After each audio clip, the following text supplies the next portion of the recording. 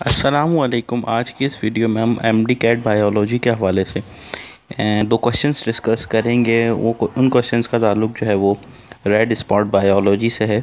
तो चलें शुरू करते हैं। सबसे पहले हमारे पास क्वेश्चन है, the diagram show a ring structure of glucose, which form of glucose is shown in which molecule is it present.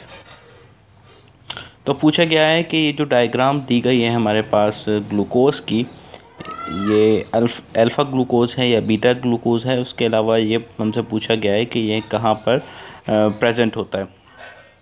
तो शुरू करते हैं। सबसे पहले हम इस डायग्राम में देखेंगे कि इस डायग्राम में OH जो है, जो कि कार्बन नंबर 1 पे मौजूद है, ये डाउनवर्ड प्रोजेक्ट कर रहा है और ये इंडिकेट करता है कि ये मॉलिक्यूल जो है वो अल्फ़ा ग्लूकोज का है।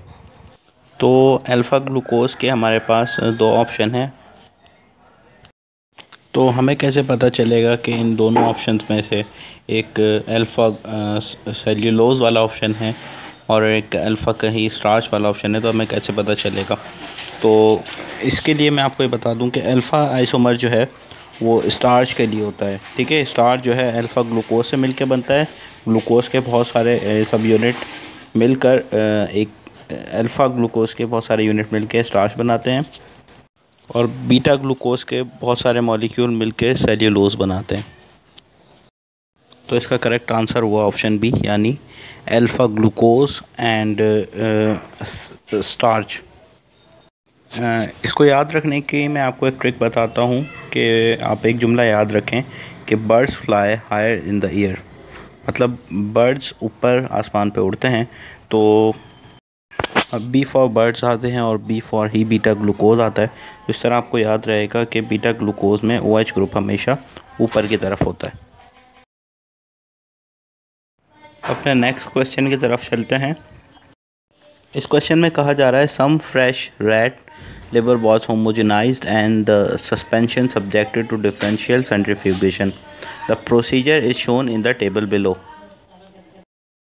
इस सवाल का ताल्लुक दरअसल सेंट्रीफ्यूगेशन से है और इसमें कुछ स्टेप्स बताए गए हैं और उसमें डिफरेंट फ्रैक्शंस हैं जो कि मुख्तलिफ़ स्पीड पे, मुख्तलिफ़ वेट के और मुख्तलिफ़ टाइम्स पर उनको सेपरेट किया जाता है। तो चलें इस क्वेश्चन को देखते हैं। तो सबसे पहले फ्रैक्शन में हमें 800 ग्राम फॉर 10 मिनट्स दिया हुआ है। उसके बाद 2000 gram for 15 minutes second fraction के लिए, और थर्ड फ्रैक्शन के लिए 2500 ग्राम्स फॉर 15 मिनट्स, और इसी तरह 105000 60 मिनट्स के लिए फ्रैक्शन नंबर 4 के बारे में बताया गया है।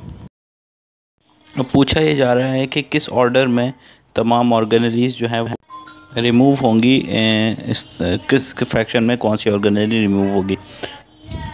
तो सेंट्रीफ्यूगेशन में हमने ये पढ़ा है कि सबसे हैवी ऑर्गेनेली जो है वो सबसे पहले रिमूव होगी, इसी तरह फिर लाइटर वन रिमूव होते चले जाएंगे। तो फ्रैक्शन नंबर 1 में न्यूक्लियस होना चाहिए। तो आप देख रहे हैं कि फ्रैक्शन नंबर 1 में न्यूक्लियस ऑप्शन नंबर डी में है।